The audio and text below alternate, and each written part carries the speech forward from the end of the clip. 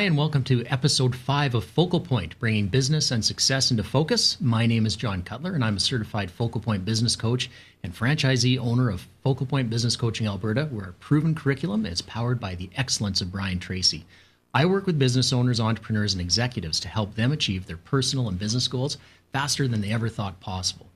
Every week, I share some of the world-class business coaching material that Focal Point coaches around the world work through with their clients. These time-tested and proven strategies, when applied to your business, result in incredible improvements to your time, your profitability, and exit strategy. And your team, too. I'll also interview a different business owner each week, and with the help of my fellow Focal Point colleagues, we will assist the business owner through a current issue that they're facing in their business currently. Now, last week, we talked about the 8 key questions that you have to ask yourself and have them answered in order to think strategically. This week, in episode 5, we'll be talking about defining your business. So with that, Evan, if while you're queuing up the PowerPoint, I'm going to prepare the viewers, take some notes, so get a pen and paper. This is really important stuff. So in addition to those 8 foundational questions addressed last week, and if you missed that episode, it's please catch it on demand at fuselogic.tv. There are 7 additional strategic business questions you need to address over and over and over again throughout your career. Sometimes a new answer to any one of these can dramatically change the direction of your business and your career. An insight that you get from continually asking these questions of yourself can lead to your establishing new goals and new focal points for your future. So I'll discuss 2 of these 7 questions today. Now, let's go on to the next slide. Okay. Question number 1, what business am I in? And to clarify that, what business am I really in? You have to define your business in terms of what you do for your customer or your company and expand the definition so it's as broad as possible. And I've got a couple of examples for you today. Many years ago, some railroads defined themselves as being in the railroad business. In reality, they were in the business of transporting goods and people.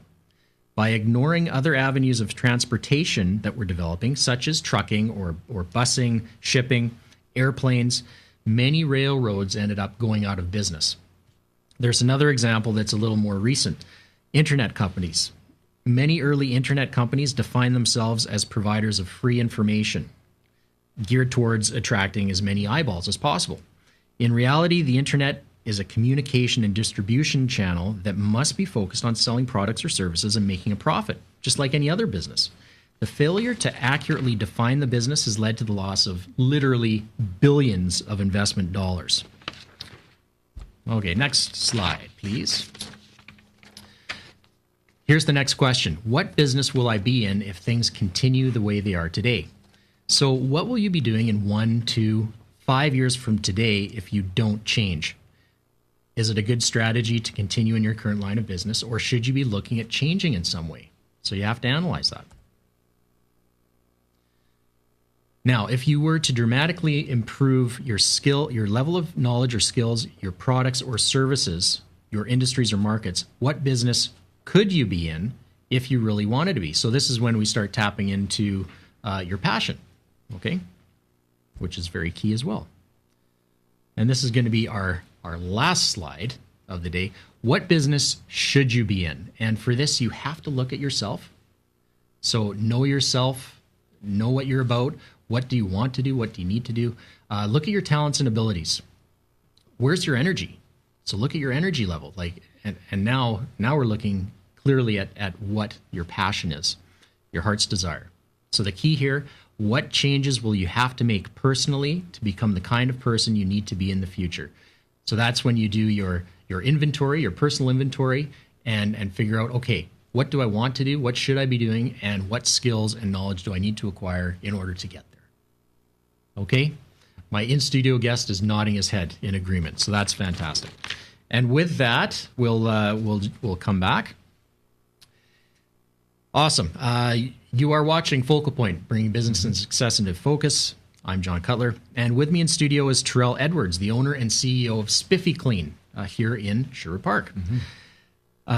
Spiffy Clean, their leadership has over 35 years of experience in various areas of the cleaning and building maintenance industry, and they're committed to exceeding customer expectations. And pretty soon, we're going to be welcoming Hugh Taffel. I don't think he's on the line quite yet. Evan says no, but he will be here. So we're going to start our conversation with Terrell. And when Hugh comes on the line, I'll introduce him and we'll take it from there. So Terrell, a little bit of feedback on those two questions, the line of questioning on defining your business. Personally, working through that information with clients, it really starts to clarify, what they're doing and why they're doing it. That's right. Any thoughts on what I just went through? Yeah, I think that's phenomenal that you're bringing that out. It kind of reminds me of how we started to move forward in our business. We always thought we were in the cleaning industry, but we're actually in the service industry. Okay. And it helped us to paint a broader picture and move into some areas that we may not have if we would have just been focused on simply cleaning. Okay, give me an example. Well, a really good example is we do a lot of work for some of the rental car companies. It's cleaning, but we always thought we were just cleaning. When people look at janitorial services, they look at offices or homes, but everything needs to be clean. Yeah. And the service of cleaning vehicles, rental vehicles, before people take them on, right, is something that was very important Yeah. for our customer. Our customer need to be able to focus on what they were doing in terms of renting cars, and we were making sure that the cars got clean. Okay. So yeah, that's great. So what you were able to do by broadening that description of defining your business, you opened up like brand new territory. Yeah. It was actually a situation where our customer needed a service so that they could focus on their primary business. Right. So it was interesting. Excellent. And you've heard me talk before in the past about identifying what your higher value activities are, right? And so for your client, you're enabling them to focus on their higher value activities. That's right. While taking care of your higher value activities, which is cleaning and service, which is... I couldn't have said it better myself. Geez, that makes sense to me. That's great. Fantastic. Okay, so do you want to give a little more detailed information on what Spiffy Clean is, where you've come from, a little bit about where you're going, and then we'll get into some more business coaching type questions. Sure. Well, my wife and I, both before we met, we were both in the cleaning industry, and I worked for several different companies. And let me first start by saying never say never, because my very first cleaning job, my dad got me at a hospital when I was 16 years old, and I said, I'll never do this again. I hate this job, And over a period of a lot of different events, I found myself back in the cleaning industry after going through the military for some training, and I loved it. Not because of the cleaning, but I loved it because of the service. Being able to provide someone with a service and seeing them enjoy the service we were providing. Yeah. So that was very important for me. My wife and I merged our companies after we got married. She owns Spiffy Cleaning. I own Teamwork Labor Services, which is our now parent company. Okay. And I moved from United States here to Canada, and it's just been a great ride. I mean, because we focus on service and excellence, we have a very good track record of not losing any customers. And so that could be a good thing or a bad thing when you go to one of the issues I think we're going to talk about later. Yeah. But it's a great feeling for us to be able to provide a service, knowing that our customers are first, and exceeding their expectations, and being able to do that consistently. And where do you see Spiffy Clean going from here? Well, we're going to continue on, as like I said, our parent company is called Teamwork Labor, and so that just gives us an opportunity to paint a broader picture of the services we provide, and we're going to continue on. We right now our largest core business is new home construction, and then we have some other services that we provide, like window cleaning and that type of thing. But as we continue, I'm even looking at providing services in the cashier, ushering, in large venues like stadiums and that type of thing. Okay. Yeah, it's everything that needs to be done. It's a service Incredible. industry. Now, looking at your company today, do you see any weaknesses that you have to start dealing with, and obviously sooner than later, because there's no sense in waiting. If you see an issue, you got to deal with it, right? Right. Anything that you're noticing within your business that would qualify as an issue that we should be talking about today?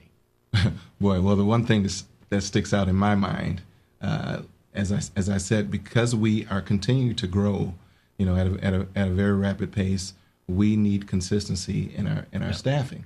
We haven't been able to capture the recruiting goal. Recruiting is a challenge, especially in an environment where it is a service industry. Service industry sometimes is considered unskilled labor, so our rate of pay is not the pay that you would give like a welder or that's making $35-$40 an hour, but we have to maintain consistency in our service. So we don't have that revolving door. Right. And I was going to ask, how are your retention rates of your employees? Our retention rates are good. For our industry, we're at about 75% in retention. Mm-hmm. The problem arises when people recognize that we provide good service, we get more business. More business requires more people. So even getting people in the door for a rate of pay that we would offer is difficult. Yeah. And how have you been coping so far? Lately? Well, I mean, we do the traditional run an ad. We use Kijiji and that type of thing. Doesn't quite fit the bill for the amount of growth that we're looking at. So we find ourselves often more volume than people, and we have a great group. We have a great staff. A lot of them pitch in and they do extra time and that type of thing. But then you worry about your team getting fatigued, right? Right. And fatigue is directly related to quality. Yeah, it's kind of a vicious circle, isn't it? That's right. Yeah, that's right.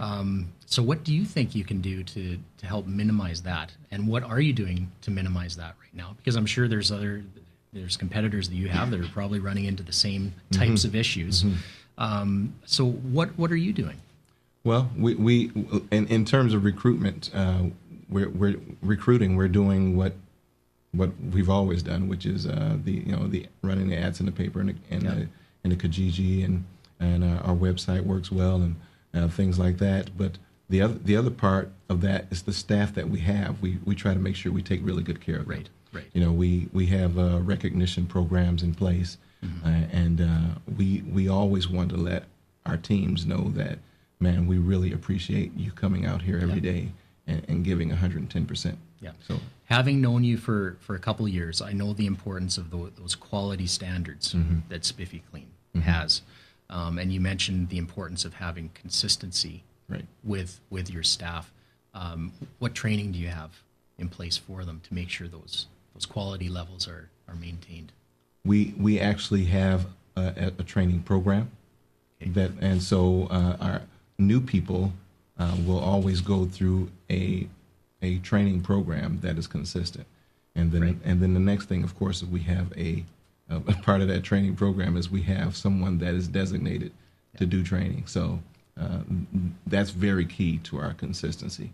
And finally, just we have a system, and I like to call it the R squared system. It says the things that get recognized and rewarded get repeated.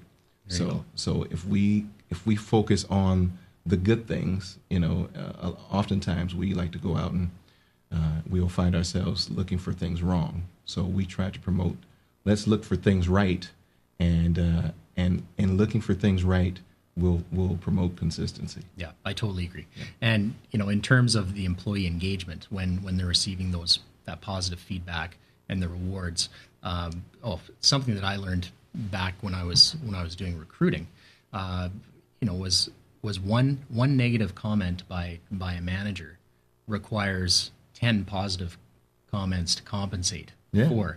So I've heard you say that too. Yeah. Okay. Yeah. Well, I'm glad somebody's listening. Yeah, I'm listening to you, just so you know. Awesome. Now, is Hugh on the line, or I'm going to check my phone because it looks like somebody might have. No, okay, no, it wasn't. Sorry, I'm working. Okay, so Hugh's not here yet. That's fine. Let's talk about what defines your success for your company. How do you know when you've achieved what you wanted to achieve? Well, you know what, the first thing that pops in my mind is one of our corporate objectives is to help people develop. Mm-hmm. So to me, to see someone walk in the door and start at maybe a frontline service person that would move into a leadership position and then later move into another leadership position, that by far is probably my greatest way of looking at our success. Okay. Of course, retention with customers is important, but how can you keep retention of customers if you're not developing your people? Yeah. So giving back and showing our people that we care for them is really important. Great. Now, on a scale of 1 to 10, 10 being fantastic, 1 being not great, where would you say you're at in accomplishing that goal? I'd say about a 6 or 7. Okay. I'd definitely like to see us be able to do more. Yeah. Still, maybe that's where you come in. Okay. To help maybe us with is. that. Yeah. Okay. So what do you think, Terrell? To get from a 6 or a 7 to an 8 or 9, what could you do? That's a good question. Maybe I would consider consulting with a business coach. Okay. Well, I'm not going to come up with the answer myself, but I like where you're going with that, obviously. Okay. So we can work on that another time. Now, could you identify 3 weaknesses right now in your business that we should talk about? Yeah, one like I said, for sure is recruiting. Okay. The other, although in some areas we're consistent, I would say. Let's stop at recruiting because there's lots we can talk about. There's lots there. How do you feel? Let's do the scale again. 1 to 10 on your recruiting. Where are you at? We really struggle with that. I'd say 4 or 5. Okay, why? Well, just because I don't feel that we've tapped into all of the resources available to us. We're missing some information there. How do you get this done? The biggest thing to me is that getting people in the door for the rate of pay that we offer versus the rate of pay that they see out there for. You may be able to go to an oil bush or camp or something and make $30-$40 an hour. Right. We don't have that ability at this point. So. Right. Okay. So what you have to do then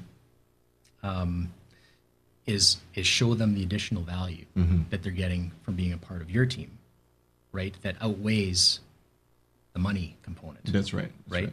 And I'm going to ask a question on types of behaviors, because is there a type of behavior that you see that does very well within Spiffy Clean, and you have that employee engagement with a particular type of behavioral style?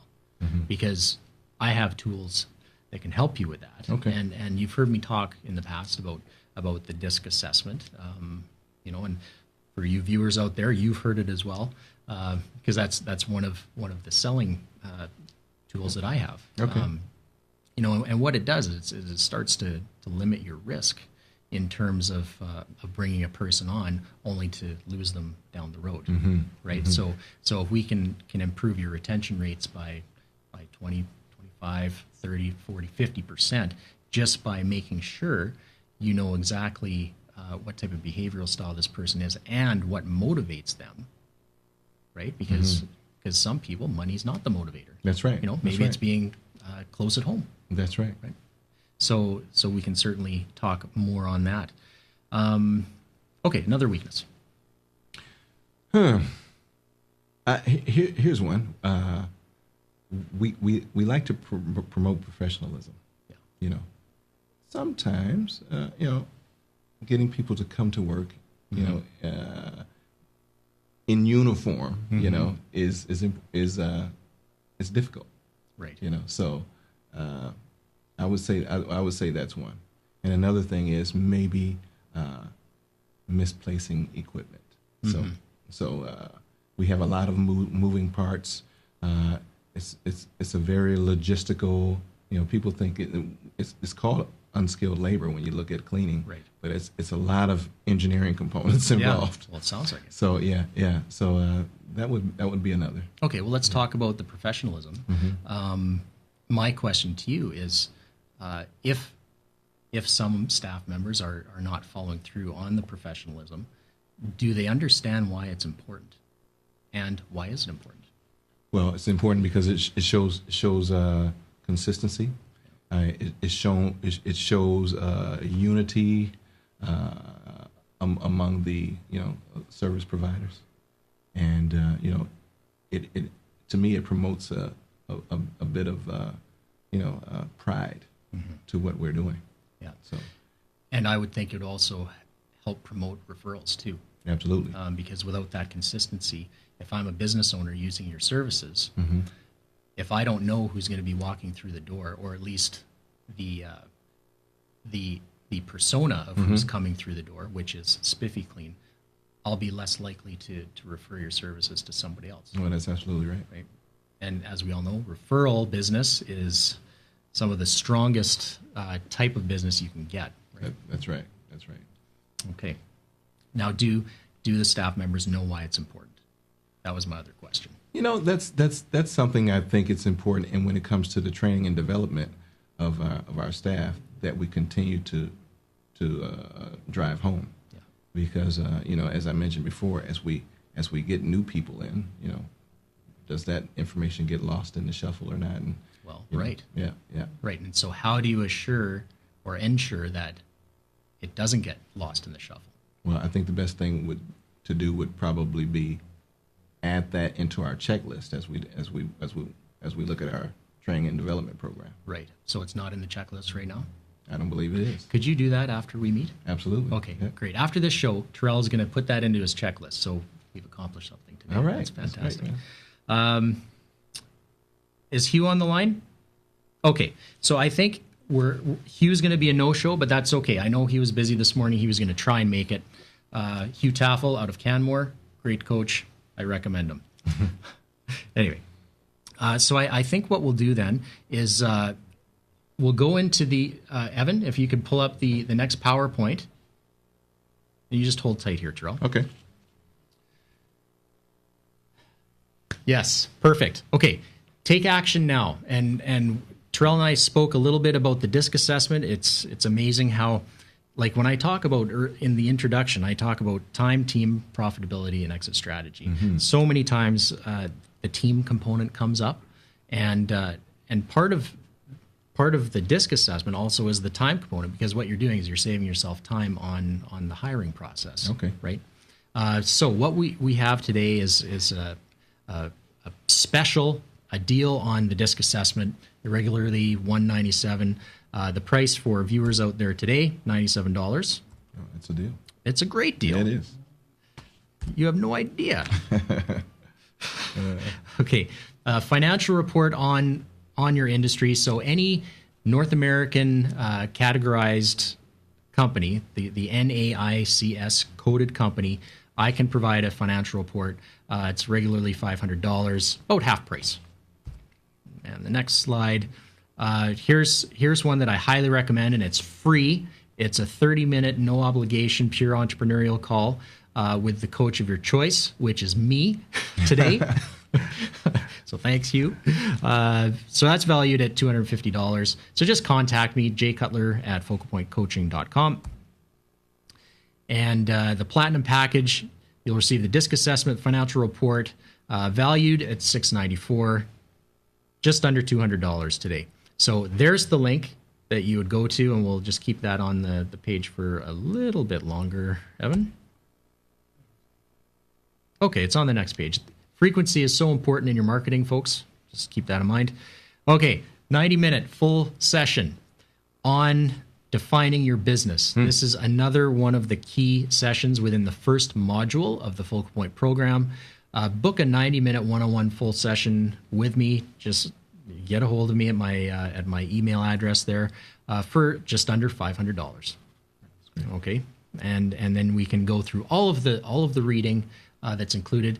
As you know, I can't include all of the information during this 30-minute show, but I can certainly provide you with a taste of it. The application exercises, there's a lot more than to this session than what I was able to share today as well.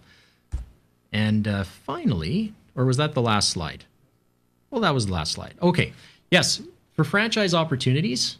If you're interested in learning more about the Focal Point opportunities, do contact me again at my email address, and I can point you in the right direction, because we're always looking for great coaches, and you know, this show is about building the brand as well. So do give me a call.